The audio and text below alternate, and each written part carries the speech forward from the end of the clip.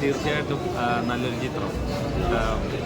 കലാഭവൻ ഷാജോൺ, അതേപോലെ തന്നെ ധ്യാൻ ശ്രീനിവാസൻ, പിന്നെ ഒരുപാട് ആർട്ടിസ്റ്റുകളില്ലെങ്കിൽ കൂടിയും ഉള്ള ആർട്ടിസ്റ്റ്, അതായത് പ്രശാന്ത്, അദ്ദേഹവും നല്ല രീതിയിൽ തന്നെ ചെയ്തിട്ടുണ്ട്.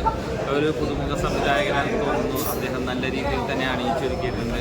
പാട്ടുകളും മനോഹരമാണ്. ക്യാമറ വർക്കായാലും എഡിറ്റിംഗ് ആയാലും BGM മ്യൂസിക് ആയാലും എല്ലാം നല്ല രീതിയിൽ തന്നെ ചെയ്തിട്ടുണ്ട്. തീർച്ചയായിട്ടും എല്ലാവർക്കും ഇഷ്ടപ്പെടുന്ന ഒരു ത്രില്ലർ മൂഡിലുള്ള ഒരു ഇൻവെസ്റ്റിഗേഷൻ. ഏത് ജോണറിലാണ് വരുന്നത്? ഇൻവെസ്റ്റിഗേഷൻ ത്രില്ലറാണ്. എല്ലാവർക്കും ഇഷ്ടപ്പെടുന്ന രീതിയിൽ തന്നെയാണ് മേക്ക് ചെയ്തിട്ടുള്ളത്. ഒരു എക്സ്പീരിയൻസ്ഡ് ആയിട്ട് നന്നായിട്ട് ചെയ്ത ഒരു സിനിമയാണ്. അത് അടിപൊളിയായിട്ട് മേക്കിംഗ് ചെയ്തിട്ടുണ്ട്. സ്ക്രിപ്റ്റ് നന്നായിട്ടുണ്ട്.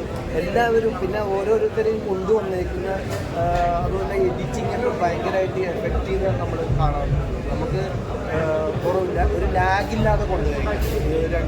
രണ്ട് മണിക്കൂറിൽ കൂടുതൽ ചെയ്തേക്കുന്ന ഈ സിനിമ നല്ല ത്രില്ലർ, എല്ലാവർക്കും ഇഷ്ടപ്പെട്ടു. ഫാമിലി എൻ്റർടൈൻമെൻറ്റ് കൂടി അതിനകത്ത് ഉൾപ്പെടുത്തിക്കൊണ്ട് ഒരു കാസർഗോഡിൻ്റെ തനി ആ ഒരു ഇത് വന്നേക്കുന്ന ഒരു സ്മഗ്ലിംഗ് ആയിട്ട് ഉള്ള ഒരു സാധനം കാസർഗോഡിൽ നടന്നുകൊണ്ടിരുന്ന, ഇപ്പം പഴയ കാലത്ത് നടന്നുകൊണ്ടിരുന്ന ആ സാധനത്തിനെ എടുത്ത് പറയാവുന്ന രീതിയിൽ ഇതുവരെ കാസർഗോഡിൻ്റെ ഒരു സാധനം തനിയായിട്ട് വന്നിട്ടില്ല. കുറേ സിനിമകൾ ഇറങ്ങിയിട്ടുണ്ടെങ്കിൽ പോലും ഈ ഒരു സിനിമ കാസർഗോഡിൻ്റെ ഒരു ആ തനി സ്വഭാവം എടുത്ത് പറയത്തക്ക രീതിയിൽ തന്നെ വന്നിട്ടുണ്ട്. നല്ല അടിപൊളി, നല്ല മേക്കിംഗ്, നല്ല സ്ക്രിപ്റ്റിംഗ്, അതുപോലെ തന്നെ എല്ലാവരും നന്നായിട്ട് അഭിനയിച്ചു.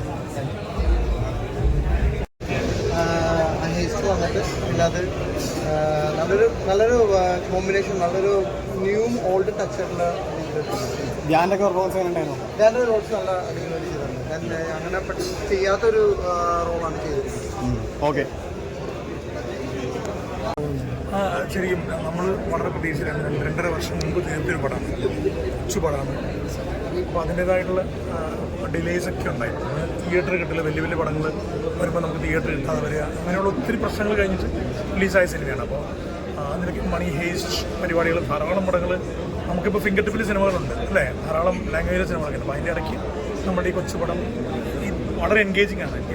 എനിക്ക് വർക്കായത് ശരിക്കും സെക്കൻഡ് ഹാഫാണ് എനിക്ക് ശരിക്കും വർക്കായത്. ഞാൻ ആ സിനിമയിലെ ഭാഗമാണെങ്കിലും നേരത്തെ ചോദിച്ചതുപോലെ പ്രേക്ഷകരുടെ കൂടെ ഇരുന്ന് കാണുമ്പോഴുള്ളത് എനിക്ക് ആ ഒരു ഇമ്പാക്റ്റ് ഉണ്ടായെന്ന് എനിക്ക് തോന്നുന്നു. പിന്നെ ഭയങ്കര വലിയ അവകാശവാദങ്ങളൊന്നുമില്ല, വളരെ രസമായിട്ട് പോകുന്ന ഒരു സസ്പെൻസ് പരിപാടി. നിങ്ങൾ ഇതുവരെ കണ്ടില്ലേ പടം? കണ്ടു. അതിനല്ലേ അഭിപ്രായം? ബാക്കി നമുക്ക് നോക്കാം. പ്രേക്ഷകർ കണ്ട അഭിപ്രായം. Thank you so much. Okay. എന്തായാലും ഞാൻ നല്ലതേ പറയുള്ളൂ. പക്ഷെ അങ്ങനെയല്ല, നമ്മുടെ ഒരു പ്രതീക്ഷ ഉണ്ടായിരുന്നില്ല. ആ ഒരു ഞങ്ങൾ കുറച്ച് നാൾ മുമ്പ് ചെയ്ത സിനിമയാണത്. ഒരുപാട് നമ്മൾ പ്രശ്നങ്ങളുണ്ടായിരുന്നു. നമുക്ക് ഈ കോവിഡ് പ്രശ്നങ്ങൾ, അങ്ങനത്തെ പല പ്രശ്നങ്ങളും കഴിഞ്ഞ് ഒരുപാട് കൊച്ചൊരു സിനിമയാണ്. പക്ഷെ അത് ഇത്രയും ഗംഭീരമായിട്ട് ചെയ്തത് അതിൻ്റെ ഒരു ഡയറക്ടറുടെ ഒരു കഴിവാണ്. അദ്ദേഹം ഒരു സിനിമയുടെ നമ്മുടെ ഷൂട്ട് കഴിഞ്ഞിട്ട് പിന്നെ വീണ്ടും അദ്ദേഹം ചില കാര്യങ്ങൾ വർക്ക് ചെയ്ത് വീണ്ടും ചില കാര്യങ്ങൾ ആഡ് ചെയ്തു. അതൊക്കെ അദ്ദേഹത്തിൻ്റെ തലയിലൊന്നും വരുന്നത് അത് ആ ഒരു സംഭവങ്ങൾ അതൊക്കെ വർക്കായിട്ടുണ്ട്. കണ്ടാണെങ്കിൽ നിങ്ങൾക്ക് മനസ്സിലാവും.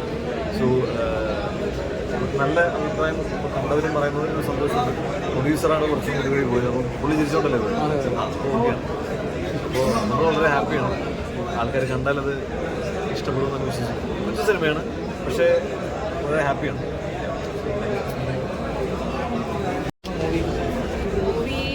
മൂവിയുടെ ഒരു ഭാഗമാണ് ഞാൻ. അടങ്ങി എന്നൊരു കഥാപാത്രമാണ് ഞാൻ ചെയ്തിരിക്കുന്നത്. സഞ്ജു ശിവറാമിൻ്റെ വൈഫിൻ്റെ ക്യാരക്ടറാണ്. ഞങ്ങൾ കുറച്ച് എന്താ പറയുക വർഷങ്ങൾക്ക് ശേഷം, അതായത് കുറച്ച് ടൈം എടുത്തു പടം ആക്ച്വലി റിലീസ് ചെയ്യാൻ വേണ്ടി. അപ്പോൾ എല്ലാവർക്കും ഇഷ്ടപ്പെട്ടോ പടം? ഇഷ്ടപ്പെട്ടു. ഓക്കെ. അപ്പോൾ ഈ ത്രില്ലർ ജോണിലുള്ള പല പടങ്ങൾ ഇറങ്ങിയിട്ടുണ്ട്. അപ്പോൾ ഇതൊരു പുതിയ ഒരു എക്സ്പെരിമെൻ്റ് ആണ്. നമ്മുടെ നവീൻ ജോൺ, അദ്ദേഹത്തിൻ്റെ ഡെബ്യൂ ആണ് ഈ മൂവി. ഇരയായിരുന്നു അദ്ദേഹത്തിൻ്റെ ആദ്യത്തെ സ്ക്രിപ്റ്റ് ചെയ്തിരുന്ന വർക്ക്. അപ്പം എല്ലാവരും തിയേറ്ററിൽ വന്ന് തന്നെ കാണണം. എല്ലാവർക്കും ഇഷ്ടപ്പെടുന്ന തന്നെ വിശ്വസിക്കുന്നുണ്ടായിരുന്നു.